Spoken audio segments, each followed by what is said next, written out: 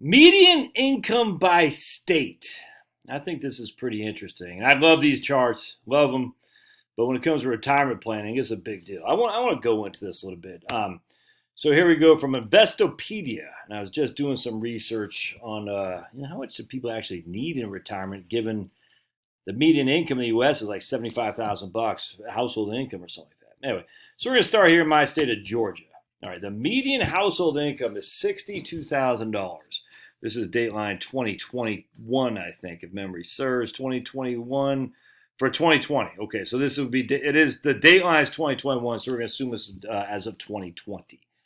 62,000 bucks is a median household income. Now the median means half the people have more, half the people have less. Now transfer payments, these are not entitlements, but a lot of transfer payments are not considered income. Thus, it won't be shown in there. But let's just use this for an example. 61,000 bucks is the median income. That's $5,000 a month. Now that's going to cover everything, man. 5,000 bucks a month. All right, but let's round that up. We're going to say 80,000 bucks. We're going to, because we're a little bit more affluent if we're watching this channel. We're a little bit more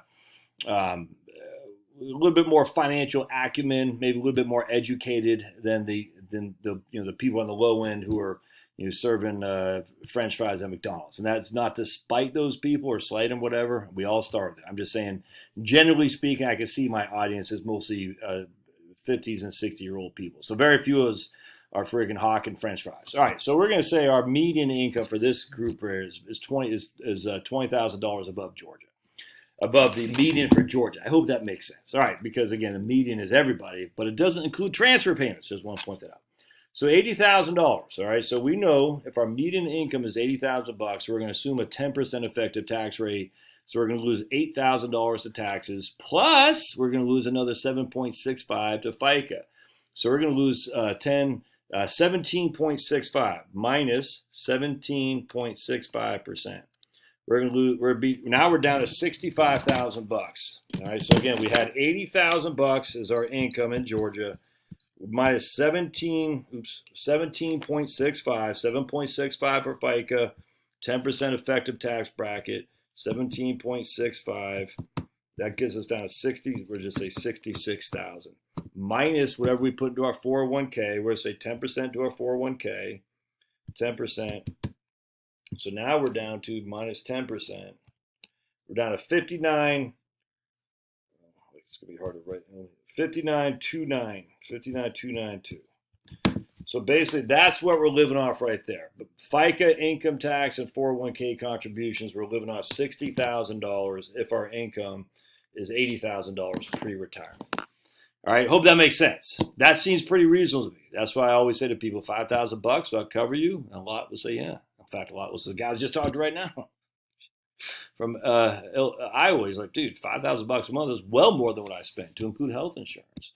Now, a lot of people say, but that doesn't include health insurance. Well, your median income doesn't include health insurance either, because health insurance, you're paying for it. You might not see it, but it's like your federal income tax. You're certainly paying for it. I mean, it might not cost you as much as it does once you're outside of work. But again, we're just saying you take away FICA, you take away your 401k, you take away income tax. We're down to 60,000 bucks a year to live on. Now, we're not paying for gas anymore like the guys talked today. We don't need fancy cars. We're not driving to work all the time. We're not dry cleaning. We're not eating out. What else did we say he wasn't doing? I forgot what the other thing was. Whatever it is, you know what I'm saying? So your expenditures are probably less than too. So while your health care goes up, you're going from your employer, which is probably paying 3/4 of every dollar. Now you're paying the full rate, but now you go on Medicare, and it's probably made up for or at least Obamacare, which might be subsidized. It's probably made up by the fact that you're no longer doing the day-to-day stuff at work. All right, so that's Georgia. So 60,000 in Georgia. Let's go to California. The median income there, we'll say 100,000. We'll just do it again. It's 80,000 bucks. That's the median income for working in New Jersey, right there. We'll say 85,000 bucks. Again, I'm basically using that number. I'm adding 20,000, and then I'm taking away taxes and 401k contributions. Massachusetts, like the same thing. So check this out. If I lived in Massachusetts and my median income is 85,000 bucks, and I move up to Maine, my median income is, what does that say, 85 to 60? I mean, that's a significant drop. But my Social Security is based on this. It's not based on where I live. It's based on where I earn the money, how much I paid into it. You see what I'm saying? I mean, that's a big deal, man. So let's go. Now we're going to go John and Julie sample. We're going to say they're working. They're going to work for for the rest of this year, and they'll hang it up. And we're going to say their income is $40,000 each. All right, so $80,000 is the median income. We're going to say they live. We'll say in Georgia. It doesn't matter because Social Security isn't based on your state. It's based on what your income is. Anyway, it doesn't matter. So we're going to say John and Julie, they make $80,000 a year as their median income. And we're just going to give the right capital. We're going to say use a simple Social Security as if that was what they made their whole life. Use a current salary to estimate future Social Security benefits. So let's see what they get here. Let's see what their and I don't know.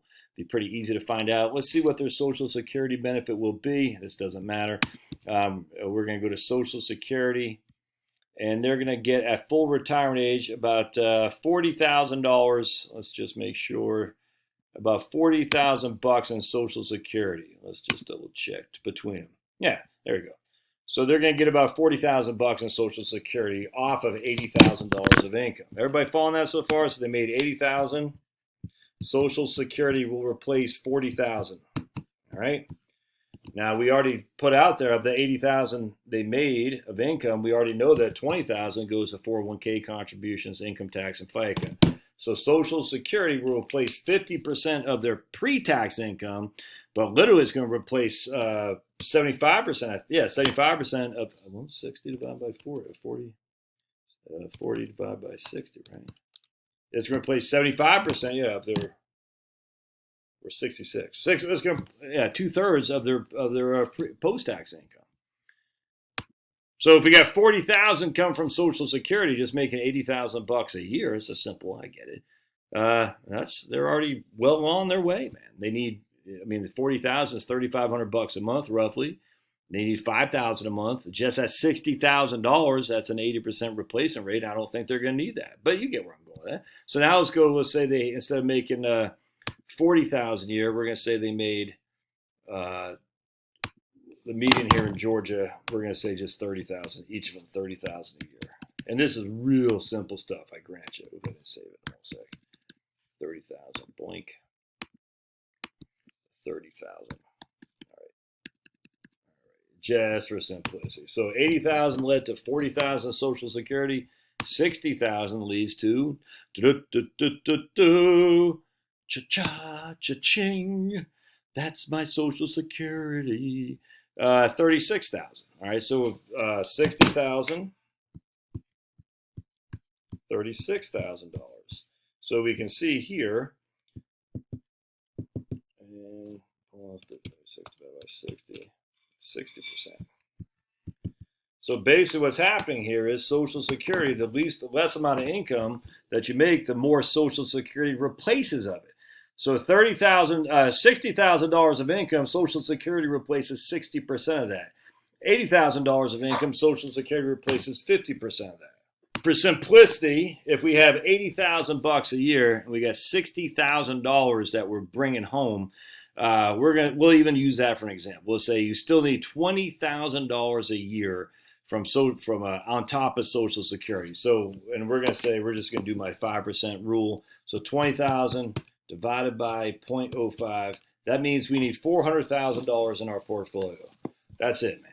Because $400,000 at 5% a year is $20,000 bucks. And we're not doing inflation. We're not giving any growth on inflation. We're not getting any growth on a Social Security cost of living. We're also not giving any inflation on expenditure. So it's an even Steven here. That's it. You need $400,000 even if you're making $80,000, even if we expect you to still live off $60,000 a year, which I don't, but I mean, we can use that. So now we say here we need 24,000, right? No, because that's $60,000. Here we're going to say $60,000. All right, let me just get rid of this here real quick. Let me just write up what we need. So we need $400,000. So again, we have we need $60,000 a year. If we made $80,000, $40,000 comes from Social Security. It means we do need $20,000 less. We do 20,000 divide by 0.05. We need 400K. So that's what we're looking at right there. All right. So now we're going to take 60,000. We're going to say 60,000 We're going to use a 10% income tax. Well, let's use 8%, minus 8%. Then we're going to use minus 7.65%, minus 10% for 401k contribution. So 60,000, we have $46,000 of net income after taxes and 401k, of which 36,000 comes from Social Security. So we need $10,000 a year. We need $10,000 a year to supplement the 36,000 that Social Security gives us. So now we say $10,000 a year divided by 0.05, and we need $200,000. So divide by